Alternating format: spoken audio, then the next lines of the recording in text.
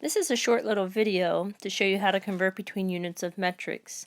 I know many of you have had this before, but I think a little refresher would be good to start off the course. What I mean by converting between metrics is, let's say you have a number 121.8 centimeters.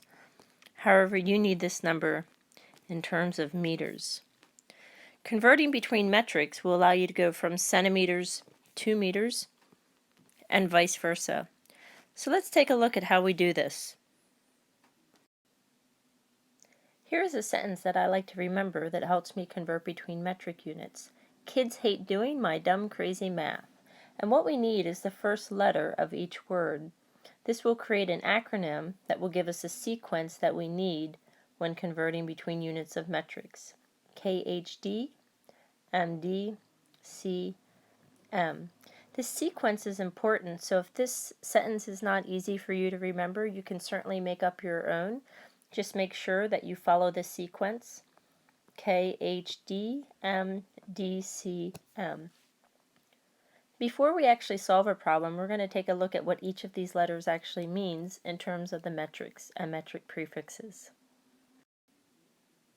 Alright, so if we take a look at what each of these letters mean, you might imagine or remember that K stands for kilo, H stands for hecta.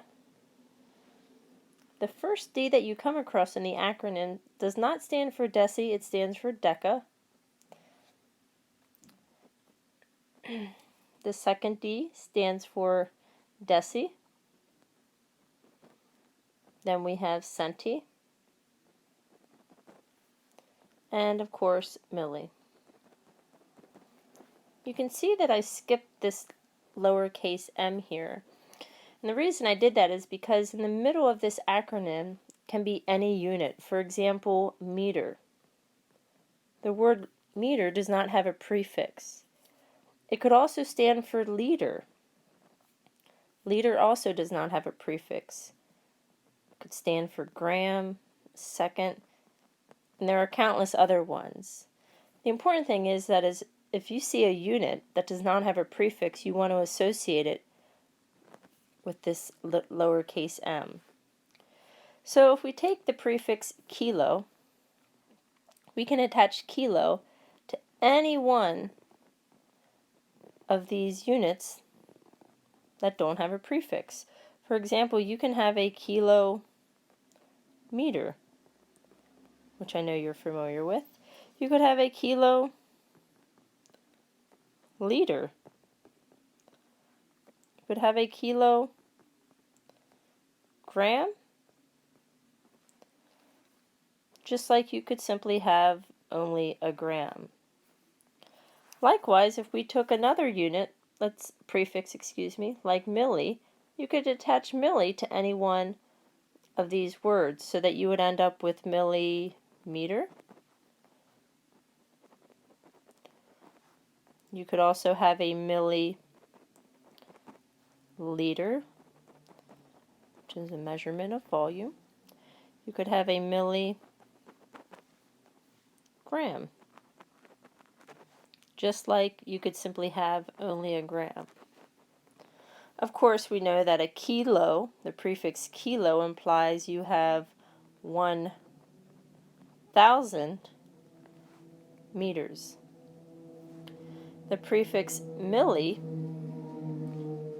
implies that you have 1/1000 of a meter, because a millimeter is small and a kilometer is big. Alright, so if we start with our original problem, 121.8 centimeters, which needs to be converted to meters, the question is, how do we use our acronym to solve this problem? Well, what you need to do is find the prefixes if you're given one. In this case, we're given centi, and I know that centi corresponds to this.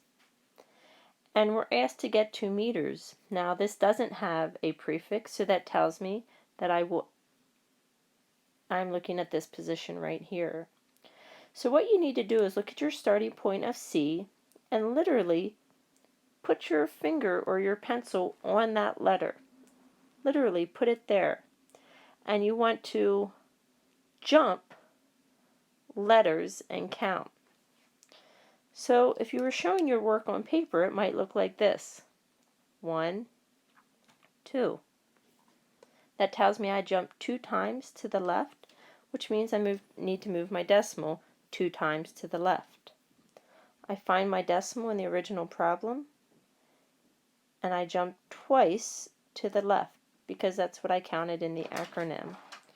I end up with 1.218 meters. And it's as simple as that. Let's take a look at a few more problems. Alright, so if we take a look at these two problems here, we see that they look very different, but in fact they're actually pretty similar. In the first problem we have 0.32 kiloliters, and I recognize right away K stands for kilo, which is right here, and we need to get to deciliters. Now this D can be a little bit tricky because in our acronym we actually have 2 D's. Remember that deca will be abbreviated DA, deci will simply be abbreviated with a D. So our goal that we're trying to get to is right here. We want to jump to our goal and count how many jumps. 1, 2, 3, 4. And we jumped 4 times to the right. That tells us we need to move our decimal 4 times to the right. So I'm going to show my work right below this problem so you can see what that looks like. This is essentially the number that we have. We need to put our pencil on the decimal and do the same thing. 1, 2, 3, 4, which tells us where our decimal goes. The question is, what do we put in these leftover spots? Since the metric system is a base 10 system, we can simply fill these gaps in with zeros. That leaves our final answer to be 3200, or 3,200 deciliters. It's as simple as that. Let's take a look now at the next problem. 19.48 grams. We see there is no prefix, so that tells us that we will start in the center of the acronym. We need to get to milligrams, and if we remember, milli is designated by this M.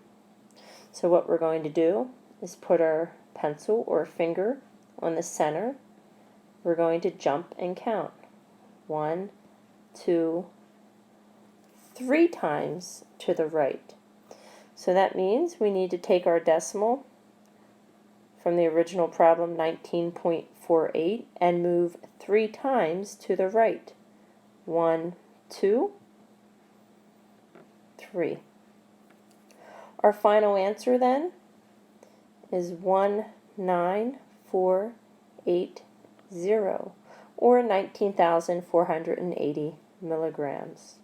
Now in both of these problems we moved the decimal to the right, but you saw in the previous problem the decimal can also be moved to the left. Again, what you want to do is look for the prefixes, find it in the acronym, put your finger or pencil on it, and then jump to whatever you're trying to get to. Kilo to deci, or gram to milli. And if you follow these basic rules, I think you'll find metric conversion not as difficult as it may seem at first. Hope this helps.